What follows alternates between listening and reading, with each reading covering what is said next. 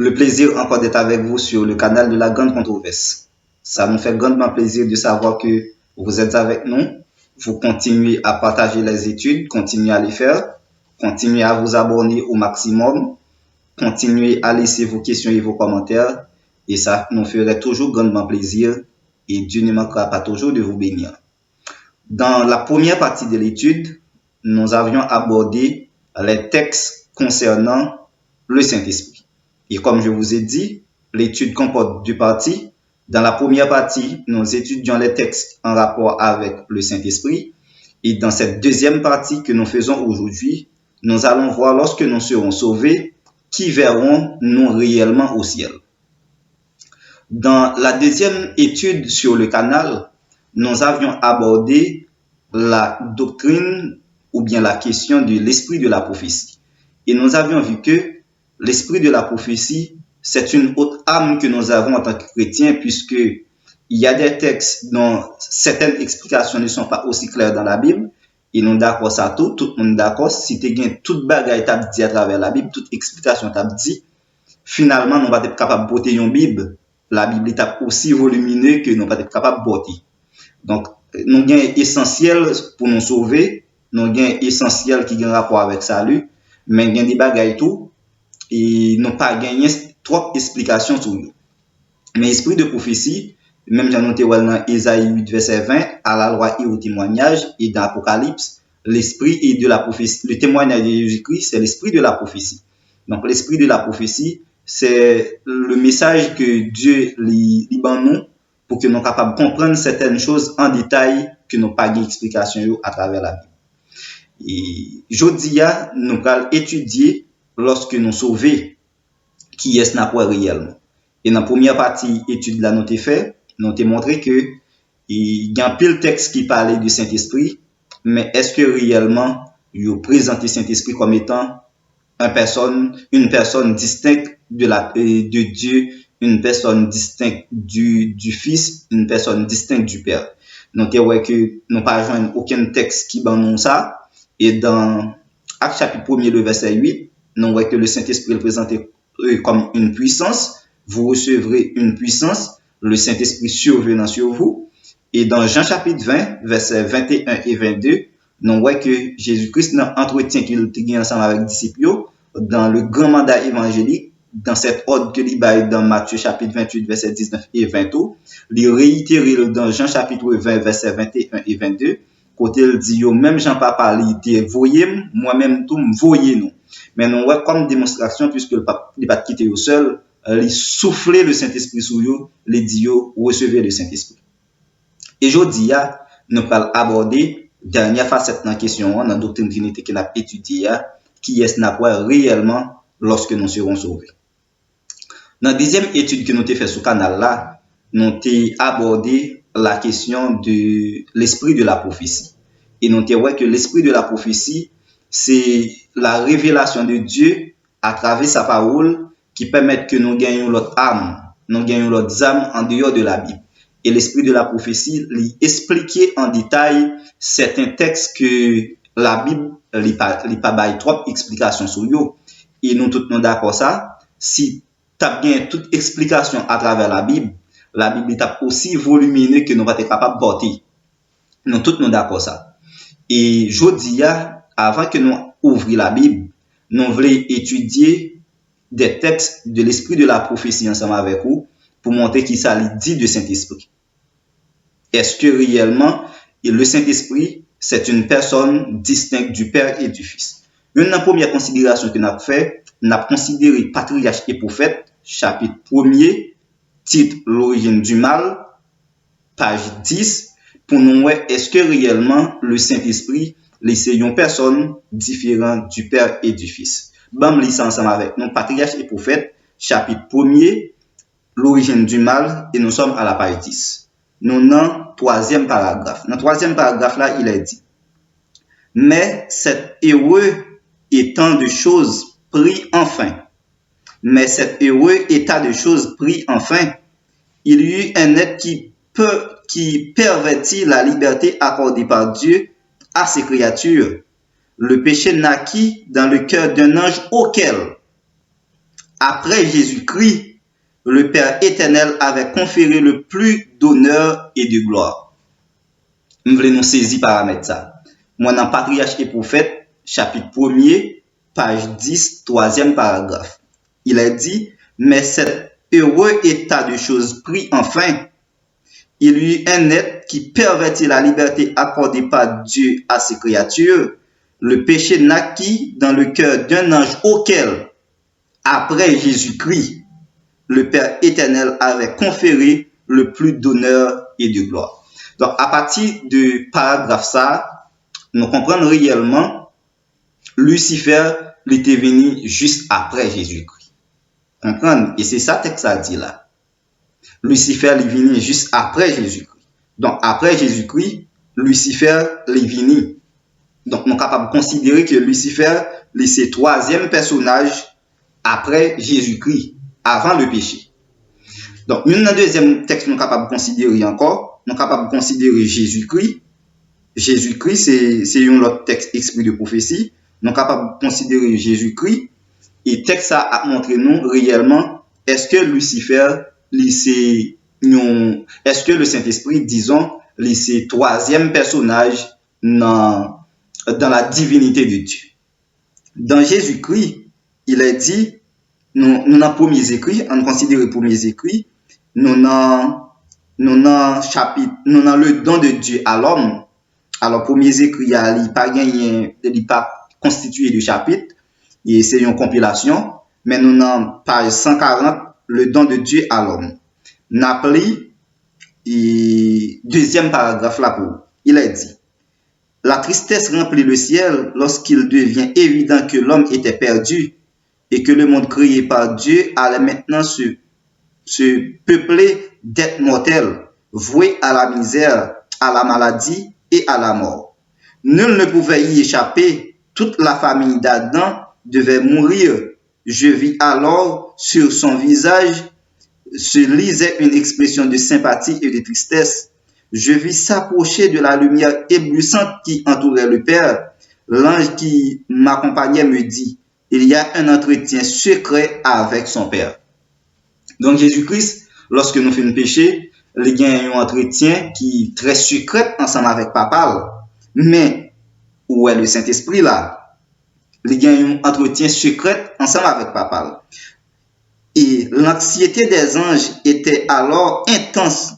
3 fois, Jésus pénétra dans cette lumière éclatante. La 3e fois qu'il se sépara du Père, nous pûmes voir sa personne. Donc, c'est-à-dire, dans les premiers écrits, Jésus-Christ, lorsque l'homme ne finit péché, il y a un entretien secret ensemble avec Papa. Et nous allons pour étudier ça, nous allons étudier ça lorsque nous allons étudier et nous allons ouvrir la Bible pour nous voir question. Rentrer dans le sein de son Père et nous voir que c'est un champ de lumière. Donc, nous pas voir le Saint-Esprit. Nous pas voir le Saint-Esprit. Et une troisième texte n'a considéré Jésus-Christ. Jésus-Christ et nous dans chapitre 80 dans le tombeau de Joseph. Nous d'accord que et même j'ai noté dès le départ avec l'étude que nous avons fait, dans la création, il n'est pas de question d'un seul personnage. Notez qu'il n'est pas de question d'un seul personnage. Parce que le verbe qui est utilisé, faisant, les pluriels. Et lorsque nous regardons dans Genèse toujours, et lorsque les hommes prennent la détermination pour construire la tour de Babel, nous voyons que même verbe là au pluriel est utilisé encore. Le verbe aller est utilisé au pluriel allons. Le verbe descendre est utilisé au pluriel descendons.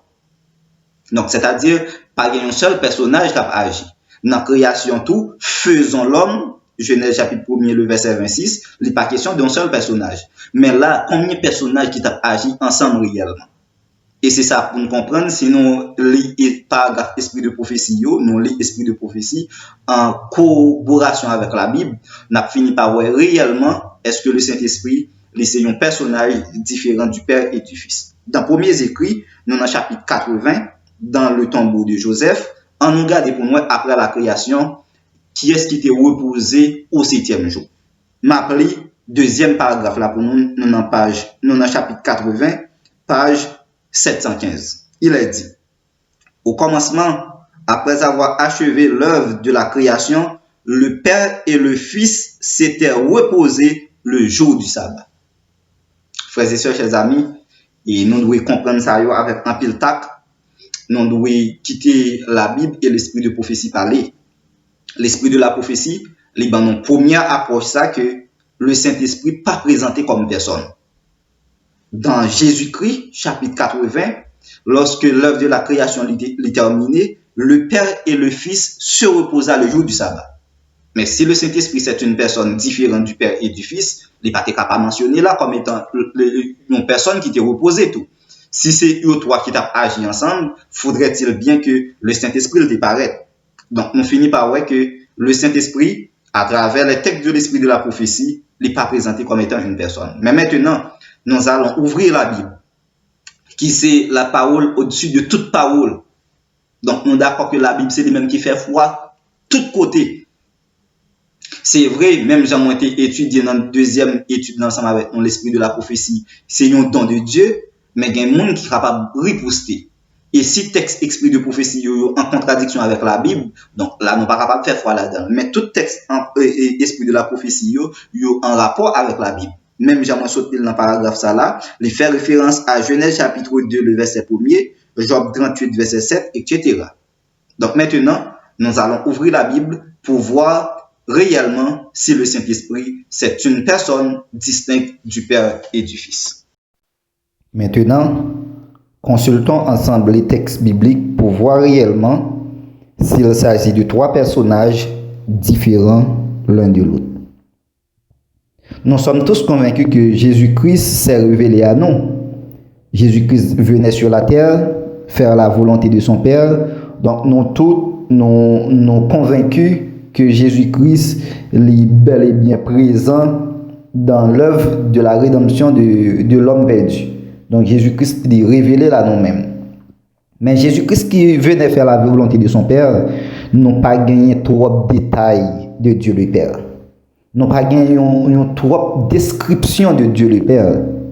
Et seul texte qui donne une minuscule description de Dieu le Père, il s'agit de Daniel chapitre 7, verset 9 à 10. C'est seulement texte ça qui donne une minuscule description de Dieu le Père. On regarde ensemble dans Daniel chapitre 7, verset 9 à 10, qui ça les dit non de Dieu le Père. On lit ensemble. Je regardais, pendant que l'on plaçait des trônes, et l'ancien des jours s'assit. Son vêtement était blanc comme la neige, et les cheveux de sa tête étaient comme de la laine pure. Son trône était comme des flammes de feu, et les roues comme un feu ardent. Verset 10. Un fleuve de feu coulait et sortait devant lui. 1000 milliers le servaient, et 10 000 millions se tenaient en sa présence. Les juges s'assirent, et le livre fut ouvert. Donc, dans Daniel chapitre 7, le verset 9 à 10, Daniel a une vision de jugement dans le ciel. Alors, il a une vision du jugement investigatif qu'a fait dans le ciel. Le jugement concerne ceux qui devront être sauvés et ceux qui devront être perdus. Parce que nous-mêmes qui avons sauvé, nous passer en revue. Il y a bien des jugements qui ont fait sur nous, sur qui base que nous avons sauvé. Donc, dans Daniel chapitre 7, verset 9, nous avons une minuscule description de Dieu le Père. Minuscule description de Dieu le Père, ça, nous voyons Daniel présenter comme étant l'ancien des jours. C'est l'ancien des jours. L'ancien des jours s'assit, ses vêtements étaient blancs comme de la neige, et les cheveux de sa tête comme de la laine pure. Donc son trône était comme des flammes de feu. Et nous comprenons, dans la même description, nous sommes fait dans l'esprit de prophétie, c'est un champ de lumière. Donc nous voyons effectivement, esprit de prophétie, il a marché les textes d'esprit de prophétie, il a corroboré en collaboration avec la Bible. Donc pas quelqu'un qui contredit l'autre, il n'a pas contredit. Donc là, nous voyons que une description de Dieu le Père. Une description de Dieu le Père. Et même Jean le présenté là, donc nous capables dans Moïse demander Dieu le Père pour faire well. Mais Dieu le Père te dit que pas de monde qui est capable pour vivre, monde pas capable pour vivre. Il te fait Moïse caché dans un creux du rocher et il te passé toute la gloire devant Moïse. Donc c'est une flamme de feu, c'est un champ de lumière éblouissant. Nous avons une minuscule description de Dieu le Père. Mais maintenant, si Jésus-Christ a venu chercher nous, Jésus-Christ est venu sur la terre, il fait la volonté de son Père, et Jésus-Christ est révélé à nous-mêmes, mais nous n'avons pas une minuscule description du Saint-Esprit. Nous n'avons pas une description du Saint-Esprit. On a consulté un deuxième texte qui c'est Jean chapitre 14, verset 1er. Dans Jean chapitre 14, verset 1er. On a une déclaration ça de Jésus-Christ. Dans Jean chapitre 14, verset 1er, il est dit que votre cœur ne se trouble point. Croyez en Dieu et croyez en moi. On comprend une déclaration de Jésus-Christ. Que votre cœur ne se trouble point. Croyez en Dieu et croyez en moi. Pourquoi là, il n'est pas question du Saint-Esprit? Croyez en Dieu, Dieu le Père, croyez en moi. Il paraît là pour nous mettre dans la confusion. Verset 2 a dit, il y a plusieurs demeures dans la maison de mon Père, à savoir Dieu. Si cela n'était pas, je vous l'aurais dit, je vais vous préparer une place, etc., etc. Donc là, Jésus-Christ a parlé avec les disciples, il dit que nous n'avons pas besoin d'oublier. Croyez en Dieu, là il s'agit du Père, et croyez en moi. Non pas de description de Saint-Esprit. Non pas de description du Saint-Esprit. Mais il faut me dire non, moi gagner deux réflexions qui poussent, il faut me partager témoignage ensemble avec nous que dès le départ, moi j'ai gagné même idée les trois personnes distinctes dans la divinité de Dieu. J'ai gagné. Et c'est une raison qui fait chaque fois ma fait étudier ensemble avec nous, nous toujours dit nous faut que nous débarrasser nous des idées préconçues. Non, c'est pour nous retirer les idées préconçues, permettre que nous lisons la Bible avec un esprit qui est ouvert à la vérité pour nous découvrir la vérité. Donc, dans un premier temps, moi-même, je connais que c'est trois personnes dans la divinité de Dieu, à savoir le Père, le Fils et le Saint-Esprit. Mais pendant que nous avons une discussion, ça permet que et moi je gagner un autre empressement pour étudier la Bible et les textes exprès de la prophétie pour moi réellement est-ce qu'il s'agit de trois personnes différentes l'une de l'autre. Donc ça t'a poussé à étudier davantage la Bible. Mais dans étudier la Bible, moi j'ai deux réflexions que Saint-Esprit de Dieu lui permet que moi pousser pour me faire. Et une réflexion ça c'est un texte que nous allons lire ensemble. C'est Actes chapitre 7, versets 55 et 56. Dans Actes chapitre 7, versets 51 et 56, on nous lit ensemble et on va partager réflexion ensemble avec. Dans Actes chapitre 7, versets 55 et 56, il est dit, mais Étienne, rempli du Saint-Esprit et fixant les regards vers le ciel, vit la gloire de Dieu et Jésus debout à la droite de Dieu. Verset 56. Et il dit, voici je vois les cieux ouverts et le Fils de l'homme debout à la droite de Dieu.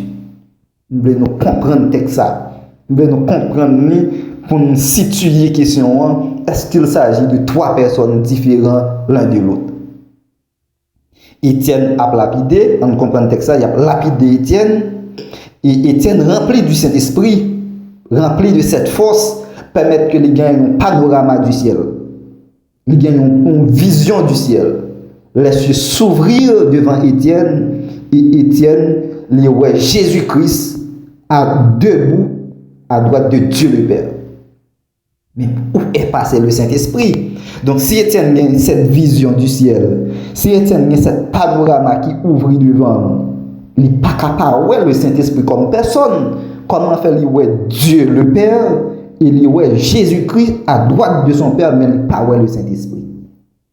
Il n'est pas comment il fait pas Et c'est ça fait étudier la question pour nous voir réellement est-ce que le Saint-Esprit, c'est une personne différente du Père et du Fils? Même Jean, le Fils, lui révélé à nous-mêmes. Le Père, nous gagnons une description de Dieu le Père, mais nous pas gagnons une minuscule description de Jésus, de Saint-Esprit, comme une personne distincte du Père et du Fils.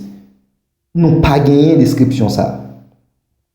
Et l'autre réflexion poussée que nous fait, c'est dans la révélation de Jésus-Christ, à savoir le livre de l'Apocalypse. Dans le livre de l'Apocalypse, moi dis réellement, si le Saint-Esprit est présenté comme une personne, nous pas capable au renouvellement de toutes choses, nous pas capable. Et ça t'a poussé avec l'aide du Saint-Esprit à fouiller des textes. Dans Apocalypse chapitre 6, le verset 16, on va considérer le texte ça, Apocalypse chapitre 6, le verset 16. Il est dit, et il disait aux montagnes et aux rochers, tombez sur nous et cachez-nous devant la face de celui qui est assis sur le trône et devant la colère de l'agneau. Donc les rebelles, les reprouvés, lorsque Jésus-Christ reviendra dans sa gloire pour juger la terre et ses habitants, donc ils ne peuvent pas résister devant la colère de Dieu, mais parole ça racher dans la bouche tout, aux montagnes et aux rochers tomber sur nous, parce que les grands événements qui viennent pour frapper la terre juste avant, quelques minutes avant le retour de Jésus-Christ, si on n'a pas scellé ou pas le sceau de Dieu, pas qu'à résister. Et c'est ça que fait les perdus. Il a crié aux montagnes et aux rochers, tombez sur nous et cachez-nous devant la face de celui qui est assis sur le trône. Celui qui est assis sur le trône, c'est Dieu le Père, et devant la colère de l'agneau. Mais où est passé encore le Saint-Esprit? Nous pas le Saint-Esprit, chers amis, chers frères. Nous pas comme une personne. Et un dernier texte que nous avons considéré sous question, c'est Apocalypse chapitre 22, le verset 1 et le verset 3. Apocalypse chapitre 22, verset 1 et le verset 3. Dans Apocalypse chapitre 22, verset 1 et verset 3, là c'est la fin de toute chose. Toute bagaille fin de passer, c'est le renouvellement. C'est le renouvellement. Faut que nous voyons les trois personnages. Si yo là, faut que nous voyons. On nous lit ensemble Apocalypse 22, verset 1 et verset 3. Verset 1 et verset 3, il est dit, verset 1. Et il me montra un fleuve d'eau de la vie, limpide comme du cristal, qui sortait du trône de Dieu et de l'agneau. Là encore, frères et sœurs, chers amis, nous pas qu'au Saint-Esprit. Nous pas au Saint-Esprit. Le trône de Dieu, Dieu le Père, l'ancien des jours, et le trône de l'agneau, Jésus-Christ. Verset 3. Il n'y aura plus d'anathème. Le trône de Dieu et de l'agneau sera dans la ville. Donc dans la nouvelle Jérusalem, le trône de Dieu le Père et le trône de Jésus-Christ, l'agneau de Dieu, sera dans la ville, la nouvelle Jérusalem. Ses serviteurs le serviront et verront sa face. Donc nous verrons la face de Jésus-Christ, nous verrons la face de Dieu le Père, mais nous pas au Saint-Esprit. Nous pas au Saint-Esprit. Donc à travers toute la Bible, frères et sœurs, chers amis, nous comprenons que le Saint-Esprit de Dieu, c'est la puissance de Dieu qui permet que nous soyons capables de résister, qui permet que nous soyons capables de lutter contre cet ennemi acharné qui est Satan, le diable et ses mauvais anges. De même que Jésus-Christ, le grand mandat évangélique, à l'effet de toutes les nations des disciples, les baptisant au nom du Père, du Fils et du Saint-Esprit, et enseigner-leur, mais ils ne sont pas capables de faire mission ça, dépendamment de eux-mêmes. Ils ne sont pas capables de lutter contre cet ennemi acharné. Et voilà pourquoi dans Jean chapitre 20, le verset 21 et 22, Jésus-Christ lui souffle sous ses disciples et lui dit, recevez le Saint-Esprit. Donc à travers tous les textes de la Bible, à travers tous les textes d'esprit de la prophétie, nous parlons de Saint-Esprit présenté comme une personne. Nous parlons présenté comme une personne. C'est vrai, à travers un peu le texte qui baille dans la Bible, description a montré qu'elle est une personne, mais si c'est une personne, il n'est pas capable de passer inaperçu. Comment elle fait passer inaperçu? Étienne a lapidé Étienne, laisse s'ouvrir, Étienne gagne un panorama du ciel, il gagne une vision du ciel, laisse s'ouvrir devant Étienne. Il voit Jésus-Christ debout à la droite de Dieu, mais il ne parle pas Jésus-Christ. Dans Jean qui gagne dernière vision, sa dernière révélation ça, de ce qui se passe dans le ciel. Donc Jean il gagne vision ça, il gagne panorama ça du ciel. Il gagne détail qu'a fait dans le ciel. Jean, il voit le trône de Dieu, il voit le trône de l'agneau, mais pas voit le trône de Jésus-Christ. Et au renouvellement de toutes choses, lorsque Jésus-Christ vient chercher nous, il va introduire nous auprès de son Père, mais non pas le Saint-Esprit. Non pas le Saint-Esprit. Donc le Saint-Esprit, frères et sœurs, chers amis, c'est la puissance de Dieu pour le salut de quiconque croit. Et nous-mêmes qui sommes chrétiens, c'est raison qui permettent que chaque jour nous prions, chaque jour nous demandons bon Dieu l'aide du Saint-Esprit pour capable aider nous dans cette grande bataille, dans cette grande combat et dans ce grand combat que nous sommes tous engagés contre l'ennemi acharné, Satan le diable. Sans le Saint-Esprit de Dieu, nous ne sommes pas capables de résister. Sans le Saint-Esprit de Dieu, nous ne sommes pas capables de remporter la victoire. C'est le Saint-Esprit de Dieu qui vous permet que nous remporter la victoire. Mais le Saint-Esprit n'est pas un personnage différent du Père et du Fils. Noël, à travers les textes d'esprit de la prophétie, Noël, à travers les textes de la Bible, il présenter Dieu le Père, il présenter Jésus-Christ, mais non pas une présentation en personne du Saint-Esprit. Donc, frères et sœurs, chers amis, vous qui suivez ce canal, ouvrez grand vos cœurs. En nous quitter cœur nous ouverts à l'œuvre du Saint-Esprit dans la vie. En nous permettre que lorsque nous découvrons la vérité, nous quitter la vérité qui a franchi nous. En nous pas parti avec des idées préconçues, j'aimerais dire non. Et dès le départ, moi je comprends ni comme ça tout.